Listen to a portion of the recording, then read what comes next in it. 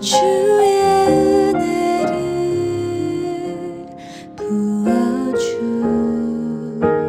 부어주소서.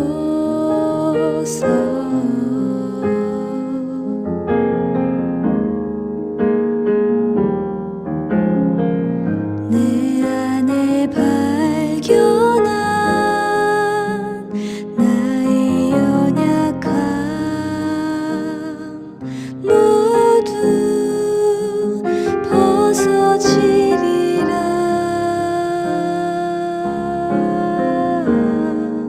주의 사랑으로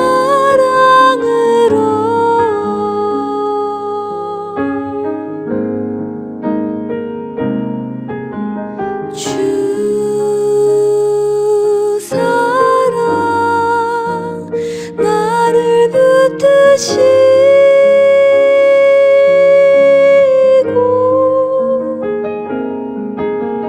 주 곁에 날 이끄소서.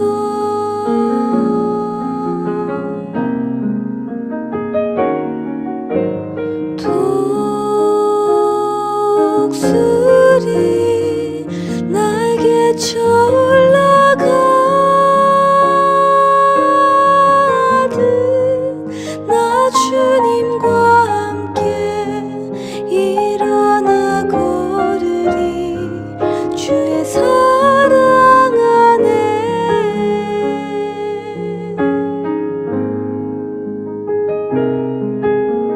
주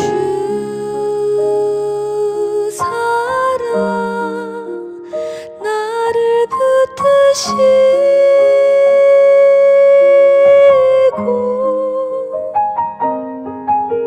주 곁에 날 이끄소서.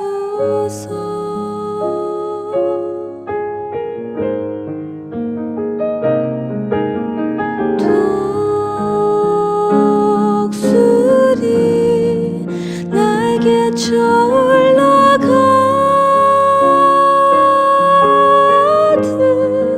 나 주님과 함께 일어나 걸으리. 주의 사랑 안에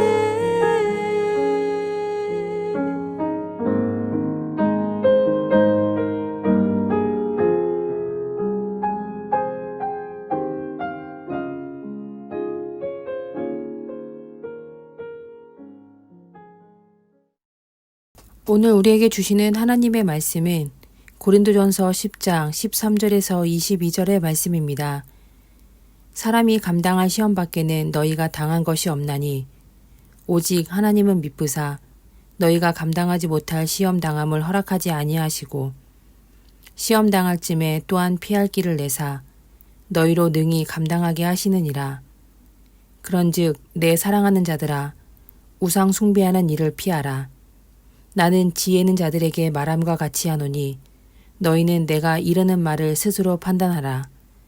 우리가 축복하는 바 축복의 잔은 그리스도의 피에 참여함이 아니며 우리가 떼는 떡은 그리스도의 몸에 참여함이 아니냐. 떡이 하나요 많은 우리가 한 몸이니 이는 우리가 다 한 떡에 참여함이라. 육신을 따라 난 이스라엘을 보라. 제물을 먹는 자들이 제단에 참여하는 자들이 아니냐. 그런즉 내가 무엇을 말하느냐. 우상의 제물은 무엇이며 우상은 무엇이냐. 무릇 이방인이 제사하는 것은 귀신에게 하는 것이요 하나님께 제사하는 것이 아니니 나는 너희가 귀신과 교제하는 자가 되기를 원하지 아니하노라. 너희가 주의 잔과 귀신의 잔을 겸하여 마시지 못하고 주의 식탁과 귀신의 식탁에 겸하여 참여하지 못하리라. 그러면 우리가 주를 노여워하시게 하겠느냐? 우리가 주보다 강한 자냐? 아멘. 모든 사람은 인생을 살면서 수많은 어려움을 겪습니다. 하나님을 믿는 사람들도 마찬가지입니다. 삶의 굴곡에 따라 올라감과 내려감이 있고 그 골짜기가 깊을수록 삶에서 느끼는 좌절감도 큽니다. 다른 점이 있다면 그리스도인들은 하나님의 선하심을 믿습니다. 선하심을 믿는다는 것은 그저 잘 될 거야 라는 뜻이 아닙니다. 기적 같은 전화위복이 없더라도 지금 겪는 일까지도 하나님의 뜻 안에 있음을 긍정하는 것입니다. 비록 내가 고난을 당할지라도 이 또한 감당할 만한 시험으로 여기며 오늘의 삶을 포기하지 않는 것이 그리스도인들의 믿음입니다.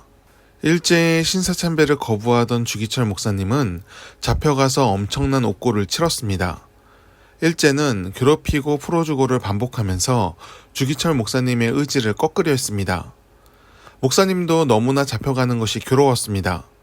그래서 집 기둥을 붙잡고 엉엉 울기도 했습니다. 그럼에도 주기철 목사님은 신앙을 포기하지 않았습니다. 자신이 받은 하나님의 사랑은 진짜였기 때문입니다. 고난은 너무나 괴로웠으나 그는 사랑의 의지에 그것을 감당할 만한 시험으로 여겼습니다. 그는 믿음을 지켰고 의로운 면류관을 끝내 차지했습니다. 고린도 교회에서도 비슷한 일이 일어났습니다. 앞서 바울은 제사 때 나온 고기를 먹는 것도 괜찮다 하였습니다.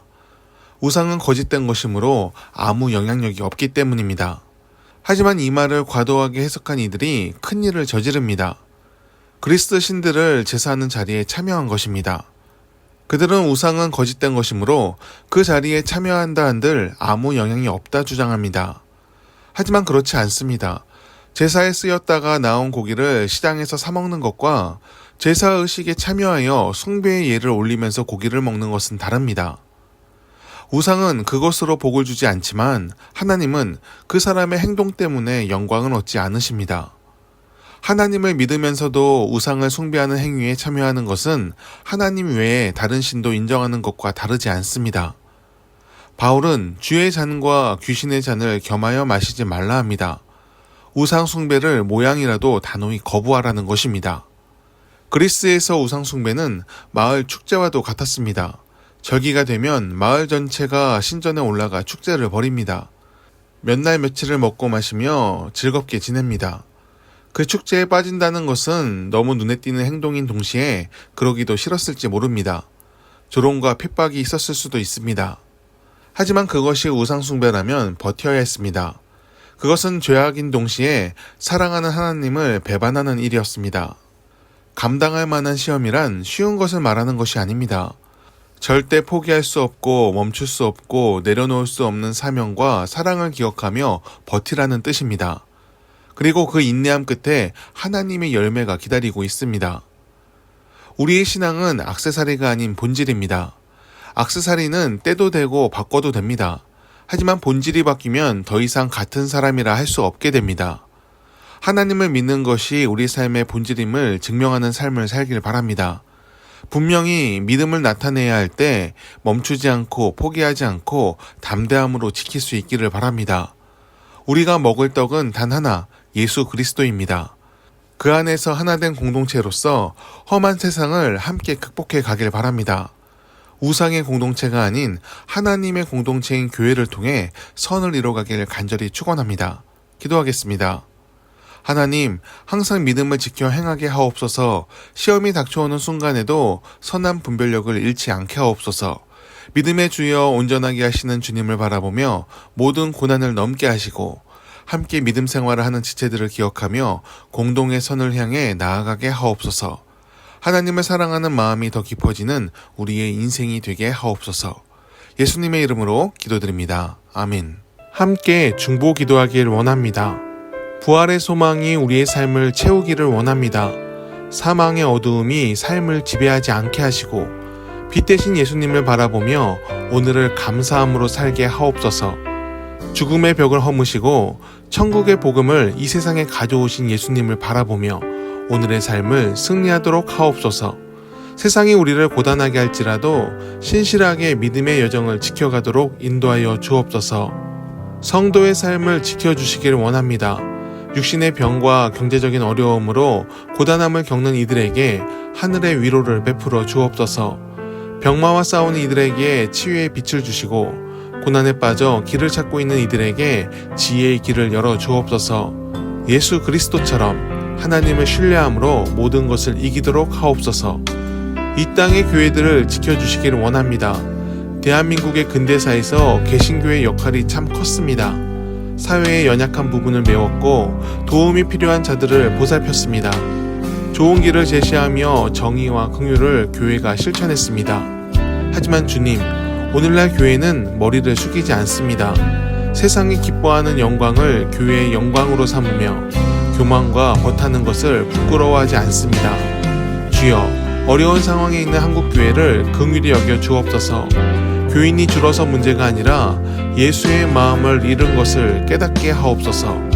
한 영혼이 돌아옴을 기뻐하셨던 예수님의 마음을 품어 우리가 진정 추구해야 할 가치인 사랑을 회복하게 하옵소서. 영혼의 돌아옴을 기뻐하며 긍휼과 희생, 정직과 평화를 나타내는 교회 공동체가 되게 하옵소서.